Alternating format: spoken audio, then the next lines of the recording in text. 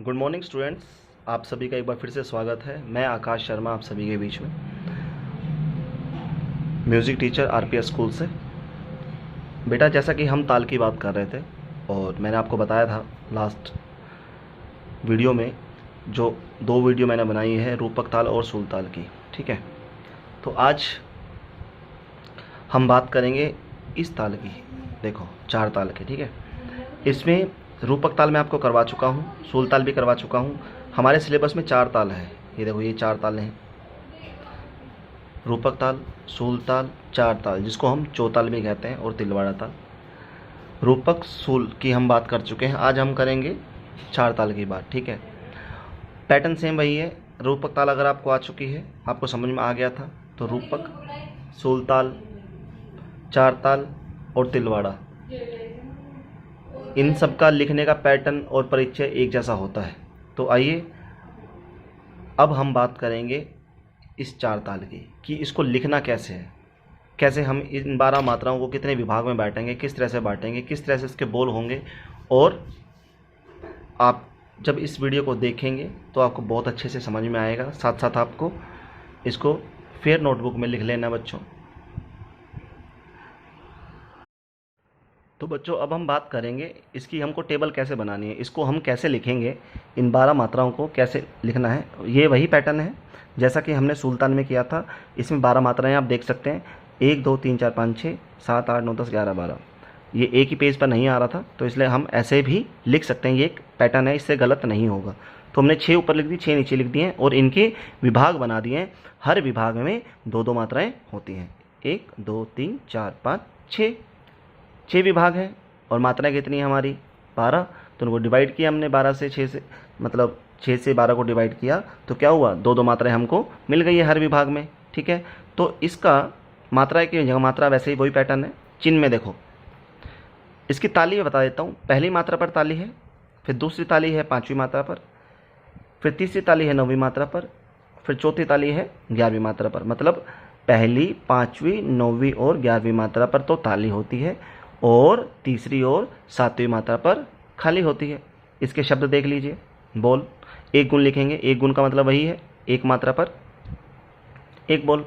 धा धा, दिन ता, किट धा। जैसा कि हमने सुलताल में, एक बार मैं आपको सुलताल के बोल रिपीट करना चाहूँगा। धा धा, दिन ता, किट धा, तिटकत गदिगन।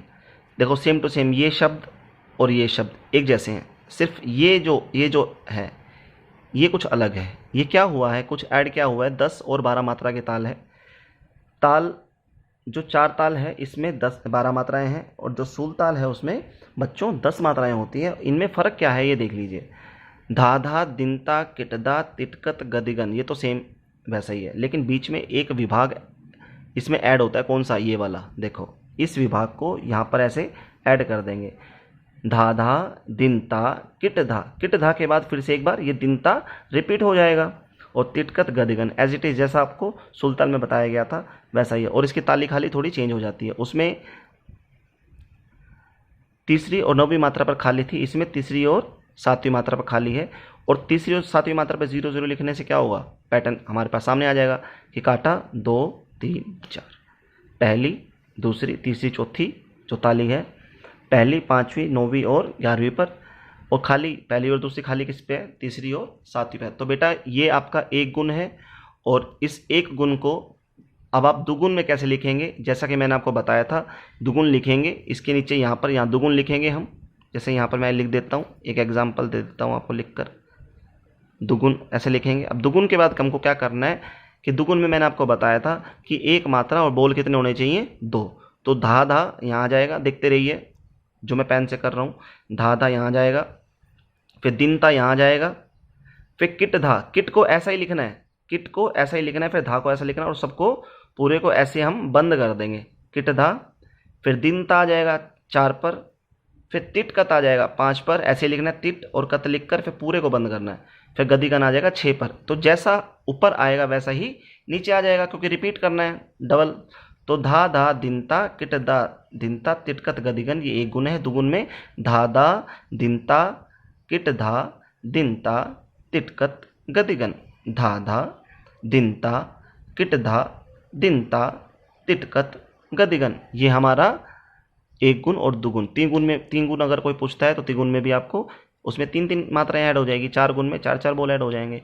ठीक है बच्चों अब हम चार ताल के परिचय की बात करेंगे। ठीक है, चार ताल को चौताल भी कहा जाता है। तो अगर चौताल आ जाए और चार ताल आ जाए तो एक ही बात है, चौ का मतलब चार ही होता है। ठीक है, तो अब इसके अंदर जैसा कि मैंने आपको अभी टेबल करवाई है, उस टेबल को आपने जैसे लिख लिया है, लिखने के बाद ध्यान से देखें तो उसी टेबल के अंदर उसका परिचय छिपा होता है। परिचय क्या होता है कि सबसे पहले इस ताल में 12 मात्राएं होती हैं। ठीक है, और इसके 6 विभाग होते हैं जैसा आपने बना दिया था।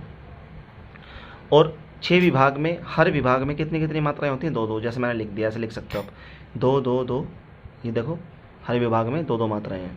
इसकी ताली खाली के बारे में बात करेंगे तो ताली जो है पहली, जो कि सम है, सम का मतलब पहली ताली पहली मात्रा पर, फिर दूसरी ताली 5वीं मात्रा पर, तीसरी ताली 9वीं मात्रा पर और चौथी ताली 11वीं मात्रा पर। तो 1, 5, 9, 11 पर है ताली। और खाली की अगर बात करें, जो 0 से हमने दर्शाई है वो है 3 और 7 पर, तीसरी और 7वीं मात्रा पर खाली। अब इसकी विशेषता क्या है कि यह खुले बोलों की ताल है। खुले बोल का मतलब आप समझ जाओ कि जो खुले, जैसे मुंह खोल करके, जैसे किसी भी इंस्ट्रूमेंट पर हम खुले हाथ से बोल बजाते हैं तो वो खुले बोलों की ताल होती है। उस पर हाथ रखा नहीं जाता, ऐसे उसको मार कर हटाया जाता है, तो उसको खुले बोल बोलते हैं। तो ये ताल मृदंग और पखावज पर बजाई जाती है। तो ये पखावज पर बजाई जाती है ये ताल। ठीक है, खुले बोलों की ताल है। और चार ताल को किस पर बजाते हैं, पखावज पर। तो बेटा इस तरह से आप परिचय लिख लीजिएगा। परिचय भी आपका जैसे 2 नंबर का आपका परिचय होता है, 2 नंबर की 1 गुण और 2 नंबर की दुगुण आपकी होगी। तो इसके अंदर फिर से मैं आपको बता देता हूँ, 12 मात्राएं हैं, 6 विभाग हैं। इस तरह से प्रत्येक विभाग में 2-2 मात्राएं, ताली खाली लिख देंगे आप, और खुले बोल पखावज पर बजाई जाती है। ठीक है बेटा, थैंक यू सो मच। मैं आशा करता हूँ कि आपको सब समझ में आ गया होगा।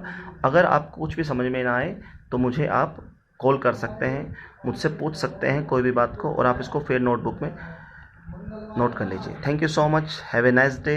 और अपने घर पे रहिए और सेवा कीजिए अपने माता पिता की। थैंक यू सो मच बेटा।